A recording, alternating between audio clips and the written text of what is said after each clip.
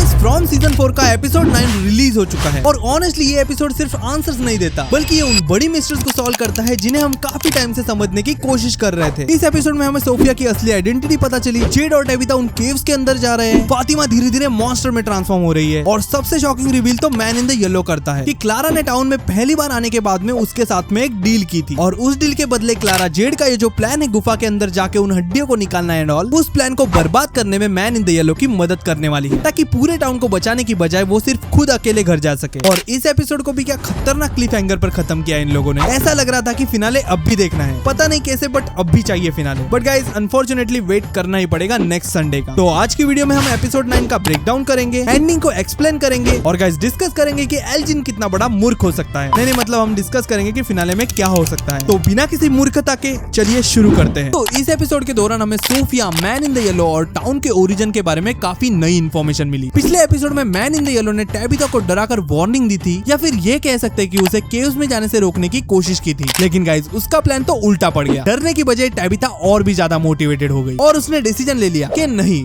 केव में तो मुझे ही जाना पड़ेगा। और guys man in the yellow ने तो यहाँ पर कुछ नया ही गेम खेलना शुरू कर दिया। सोफिया ने क्लारा को बता दिया कि वो actually man in the yellow है और ये उसने किया अपनी आंखों को ब्लैक करके। So back to the point, इसी मोमेंट पर हमें भी पता चलता है कि क्लारा ने पहली बार टाउन में आने के दिन ही मैन इन द येलो से डील की थी और गाइस उस डील के मुताबिक जब भी वक्त आएगा तब उसे एक टास्क दिया जाएगा और अगर वो टास्क सक्सेसफुली कंप्लीट कर लेगी तो उसे ये कर्स टाउन से फ्रीडम मिल जाएगी। इन शॉर्ट वो घर जा सकती है। तो सोफिया क्लारा को घर के अंदर ले गई और फिर उसने अपना ब्लड क्लारा के ब्लड के साथ में मिक्स किया और उसने फिर कुछ मंत्र वगैरह बोला और फिर नेक्स्ट सीन में हम देखते हैं कि क्लारा जाती है, अपने ब्लड को उसके हाथ में जो ड्रिंक है उसमें मिला देती है और फिर वो क्रिस्टी की क्लिनिक में जाकर वो फातिमा को वही ड्रिंक पिला देती है जिसे फातिमा पी भी लेती है। तो मेरा ये सवाल है कि ये क्लारा थोड़ी गधी है क्या? अगर इसे ब्लड मिक्स करना ही था तो उसे ये अकेले में नहीं करना चाहिए, यहाँ खुले में आकर सीधा क्रिस्टी की क्लिनिक के सामने ये सब कर रही है। खैर जो भी हो, यहाँ मैन इन द येलो का ऑब्जेक्टिव था कि उसे फातिमा के ट्रांसफॉर्मेशन प्रोसेस को स्पीड अप करना था और अब लग रहा है कि फातिमा धीरे धीरे सही में मॉन्स्टर बनने की तरफ बढ़ रही है। इसके साथ ही सोफिया का दूसरा प्लान जेड और टेबिता के मिशन को फेल करना है। तो शाम के समय सभी लोग उन रस्सियों से लैडर बना रहे हैं, तो ये सोफिया भी वही जाती है बट लैडर बनाने के लिए नहीं बल्कि उसे खराब करने के लिए। तो सभी लोगों का ध्यान भटकाने के लिए सोफिया इसे ऑन कर देती है जिससे म्यूजिक स्टार्ट हो जाता है, जो शायद इन मॉन्स्टर के लिए कोई क्लू था कि म्यूजिक स्टार्ट होते ही ये सारे मॉन्स्टर सोफिया की विंडो की तरफ आने लगते हैं और दूसरी तरफ फातिमा के पेट में दर्द होना स्टार्ट हो जाता है और सभी लोग मॉन्स्टर की तरफ देख ही रहे होते हैं। तभी सोफिया रोप को काटना शुरू कर देती है ताकि जब जेड और टेबिता उन बोन्स को रिट्रीव करने केव्स में जाएंगे तब वो बाहर आ ही ना सके। सोफिया ने टाउन के बारे में एक और इम्पोर्टेंट बात रिवील की।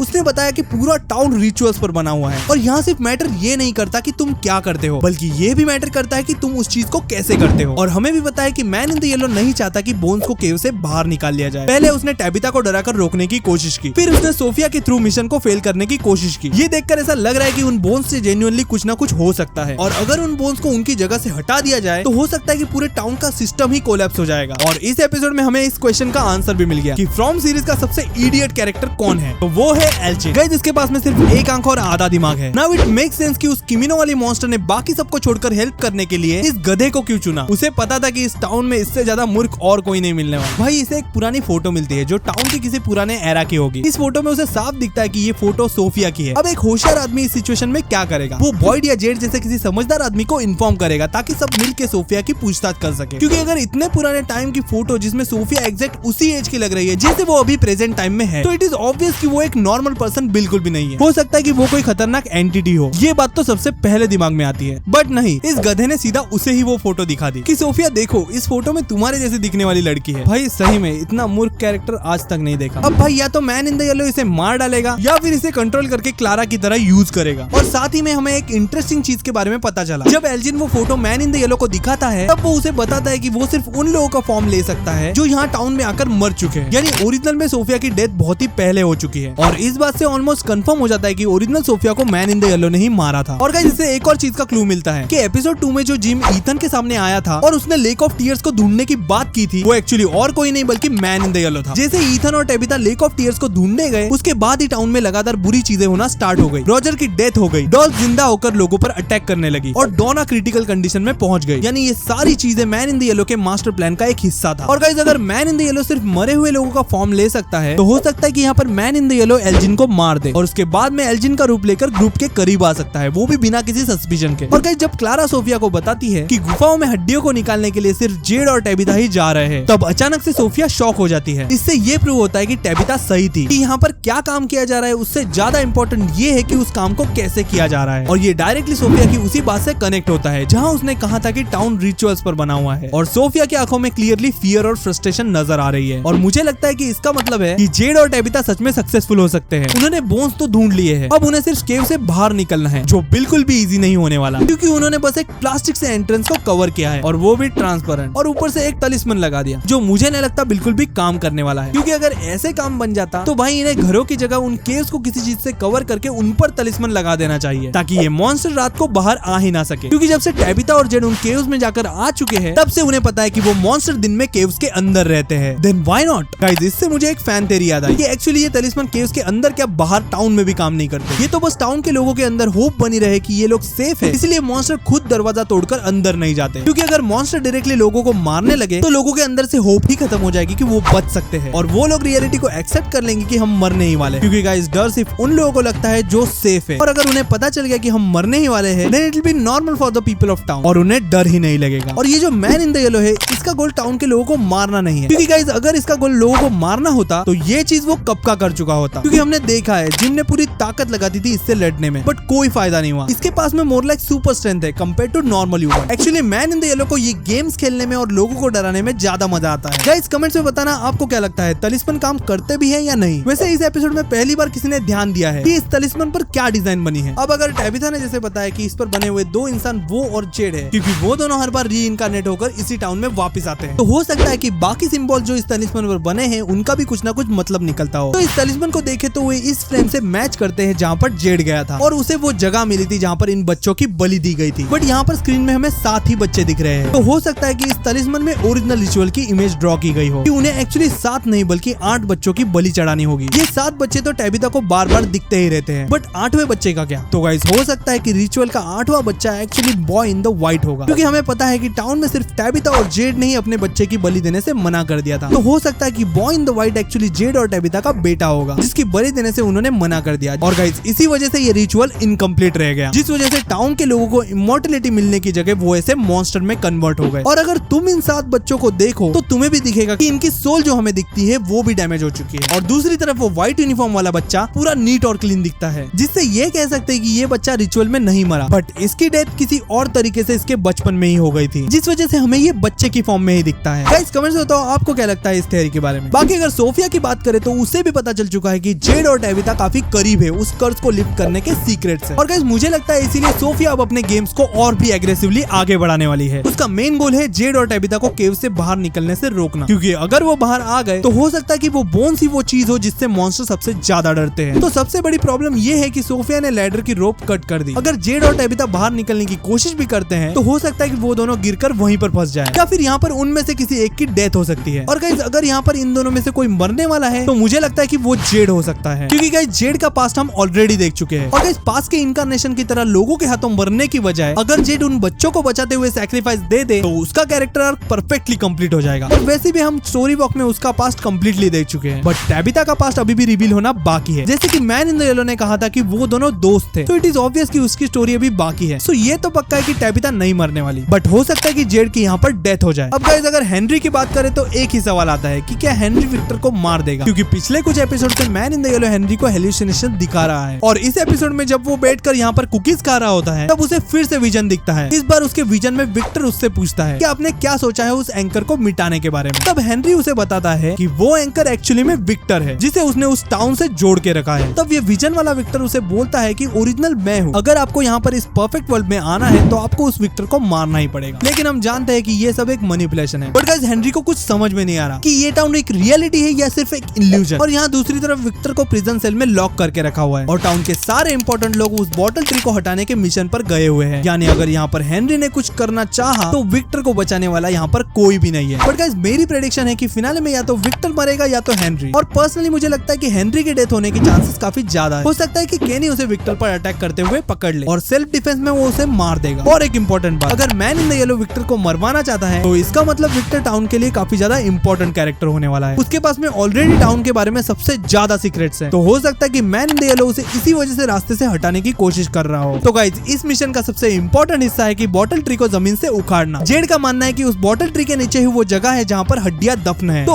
अगर उस ट्री को हटा दे तो वो लोग सीढ़ी लगा के सीधा ऊपर आ सकते हैं। लेकिन गाइस जैसे ही लोग ट्री को निकालने की तैयारी कर रहे होते हैं तो विक्टर के सामने बॉय इन द व्हाइट आ जाता है और वो विक्टर को वार्निंग देता है कि बॉटल ट्री को डिस्ट्रॉय नहीं करना चाहिए। उसके मुताबिक ये ट्री बहुत ही इंपॉर्टेंट है, पर ऐसा क्यों ये हमें नहीं बताया। लेकिन हम इतना जरूर जानते हैं कि उस टाउन के सीक्रेट से बॉटल ट्री का बहुत ही गहरा कनेक्शन है। गाइस सीजन 3 में इसी ट्री की वजह से जेड और टेबिथा को अपनी पुरानी मेमोरीज वापस मिली थी, और जैसे कि सोफिया ने बताया कि टाउन रिचुअल्स पर बना हुआ है, तो मुझे लगता है कि बॉटल ट्री भी उन्हीं रिचुअल्स में से एक इंपॉर्टेंट हिस्सा हो सकता है। बाकी गाइस फातिमा की कंडीशन नॉर्मल ह्यूमन लिमिट से बहुत ही आगे निकल चुकी है। गाइस उसका हार्ट रेट सिर्फ 19 बीट्स पर मिनट रह गया है। गाइस रियल लाइफ में कोई भी इंसान इतनी लो हार्ट रेट के साथ में सरवाइव नहीं कर सकता, लेकिन फिर भी फातिमा जिंदा है। वो आराम से बैठी हुई पजल सॉल्व कर रही है। एक और इंटरेस्टिंग डिटेल ये है कि जब man in the yellow transform हुआ तब हमें उसकी भी बॉडी पर वैसे ही वेंस नजर आती है, और ये ऑलमोस्ट कंफर्म करता है कि फातिमा धीरे धीरे मॉन्स्टर में ट्रांसफॉर्म होती जा रही है। ऊपर से क्लारा ने जो ड्रिंक फातिमा को दिया था उसमें मैन इन द येलो का ब्लड मिक्स था, ताकि उसका ट्रांसफॉर्मेशन और भी तेजी से कंप्लीट हो जाए। हमें दिखता है कि उसके बाल गिरने लगे। फातिमा दर्द से चिल्ला रही है, और guys man in the yellow भी ट्रांसफॉर्म होने पर इसी तरह चिल्लाता है। तो गाइस बहुत हाई चांसेस है कि हमें नेक्स्ट एपिसोड में फातिमा मॉन्स्टर के रूप में देखने को मिले। फातिमा से याद आया कि उसके गोलम को तो सब लोग भूल ही चुके हैं। आई एम वेरी डिसअपॉइंटेड, क्योंकि पूरे सीजन में फातिमा अपना गोलम बना रही थी। उस गोलम को बहुत ही इंपॉर्टेंस दी गई, लग रहा था कि फिनाले में उसका कोई बड़ा रोल होने वाला है, बट गाइस गोलम भाई तो गायब ही हो गए। बाकी ओवरऑल काफी अच्छा एपिसोड था ये, क्योंकि पहली बार किसी एपिसोड में हमें मैन इन द येलो या फिर कहे सोफिया सही में डरी हुई लग रही थी। सोफिया अभी तक इसलिए टेंशन फ्री घूम रही थी क्योंकि उसे लगा था कि ये सब लोग केव में जाने वाले हैं, बट जब उसे पता चला कि सिर्फ जेड और टेबिथा अकेले ही केव में जाने वाले हैं, तब वो कंप्लीटली शॉक हो गई। इट्स क्लियर नाउ कि अब वो हर पॉसिबल तरीके से कोशिश करेगी कि वो केव से बाहर ना आ सके। और गाइस जूली अब बता रही है कि उसने स्टोरी वॉकिंग करके मैन इन द येलो को देखा था, और गाइस टेबिथा ने उस पर ऐसे रिएक्ट किया जैसे वो कोई नॉर्मल बात बता रही हो। और ऑनेस्टली कहे तो उसका स्टोरी वॉकिंग आर्क पूरे सीजन में काफी डिसअपॉइंटेड रहा। जब सीजन 3 के एंडिंग में पता चला कि जूली टाइम ट्रेवल या फिर कहे स्टोरी वॉकिंग कर सकती है, तो ऐसा लगा कि सीजन 4 में मेन कैरेक्टर जूली ही रहेगी। बट भाई अगर उस एक एपिसोड को छोड़ दे तो उसने पूरे सीजन में सिर्फ टाइम पास किया है। बाकी मुझे वो बोन्स वाली थ्योरी काफी इंटरेस्टिंग लगी, लेकिन ऑनेस्टली जेड का इतना कॉन्फिडेंट होना थोड़ा ऑड लग रहा है। उसके पास में कोई सॉलिड प्रूफ नहीं है, वो मोस्टली अजम्पशंस पर काम कर रहा है, और फिर भी पूरा ग्रुप उसकी बात मान रहा है। और गाइस नेक्स्ट वीक हमें फिनाले देखने को मिलेगा, and that's the end off season 4। और गाइस ऑफिशियली कंफर्म हो चुका है कि फ्रॉम सीजन 5 के साथ में एंड होने वाला है। By the way guys I am very excited for the finale. और हाँ, कमेंट से बताना आपको कैसा लगा ये 9th एपिसोड। बाकी वीडियो पसंद आया तो लाइक कर देना, इस हाइप के बटन को भी दबा देना, और गाइस चैनल को सब्सक्राइब करना बिल्कुल भी मत भूलना। बाकी गाइस मिलते हैं ऐसी अगली वीडियो में, तब तक के लिए stay tuned and be marvellous.